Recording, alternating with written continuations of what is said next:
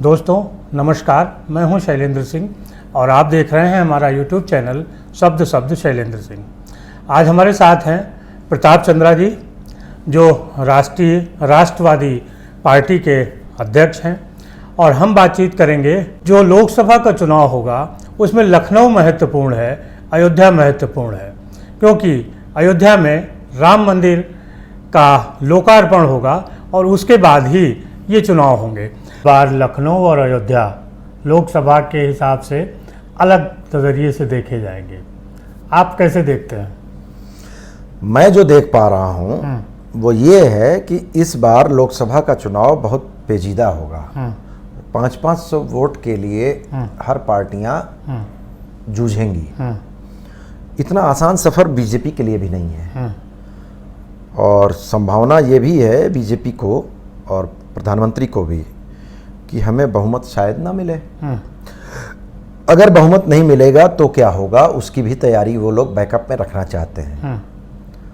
तो इसको मद्देनज़र रखते हुए मेरा अपना अनुमान है कि बीजेपी प्रधानमंत्री को लखनऊ से लड़ाएगी इस बार। और ये शायद मैं पहला व्यक्ति हूँ जो कह रहा हूँ। अभी तो उसकी चर्चा नहीं होगी, लेकिन आगे ये बात सही निकलने पे होगी जरूर। मेरा अपना मानना है कि प्रधानमंत्री लखनऊ से लड़ेंगे। उसके 5 प्रमुख कारण हैं। उन 5 प्रमुख कारणों में नंबर 1, प्रधानमंत्री का संभवतः आखिरी चुनाव है, तो वो लैंडस्लाइड विक्ट्री चाहते होंगे, और वो 10 लाख से ऊपर की विक्ट्री चाहते होंगे, जो लखनऊ के अलावा कहीं से संभव नहीं है। बनारस से भी नहीं है, अयोध्या से भी नहीं है। तो वो लैंडस्लाइड विक्ट्री अपने लास्ट चुनाव को करना चाहते हैं, ताकि इतिहास ऐसा रच जाए जो टूटे ना। ये उनका स्वभाव है प्रधानमंत्री का, रिकॉर्ड बनाना। दूसरा, ग्लोबली एक मैसेज देना है कि हम सर्वधर्म समभाव में हैं, क्योंकि नोबेल पुरस्कार भी लेने की इच्छा होगी उनकी, जिसके तरफ कदम वो उठाते रहते हैं। तो मुझे ऐसा लगता है, जो मैंने समझा है, कि वो नोबेल पुरस्कार के लिए लखनऊ सबसे अच्छी जगह है, गंगा जमुनी तहजीब के नाते। तीसरा, अटल जी की लेगेसी को आगे बढ़ाने जैसा होगा, ओन करने जैसा होगा।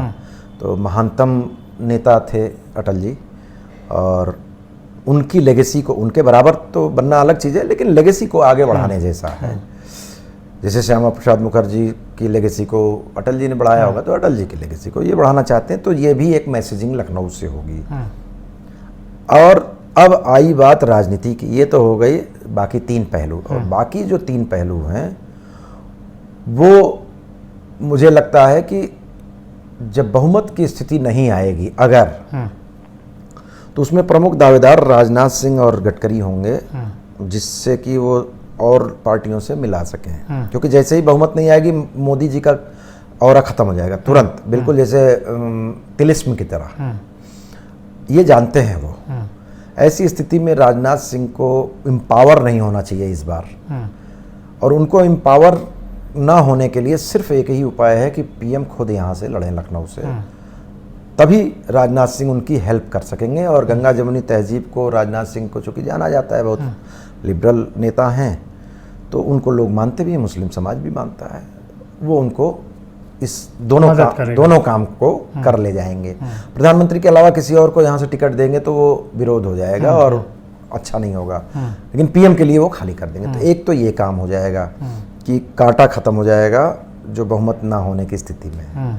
दूसरा, पश्चिम में जो सीटें हैं, कुछ महाराष्ट्र में घटने की संभावना है, राजस्थान और हरियाणा में ये सब तो मैक्सिमम पे हैं। अब उससे बढ़ना तो है नहीं, घटना ही है, घट भी सकते हैं। बिहार में जैसे है तो घटना हो सकता है। तो उसकी भरपाई करने के लिए यूपी एक अच्छा है कि 65 पाए थे, तो 5, 7, 10 सीटें बढ़ सकती हैं। और वो बढ़ने के लिए पश्चिम बहुत ज़रूरी है।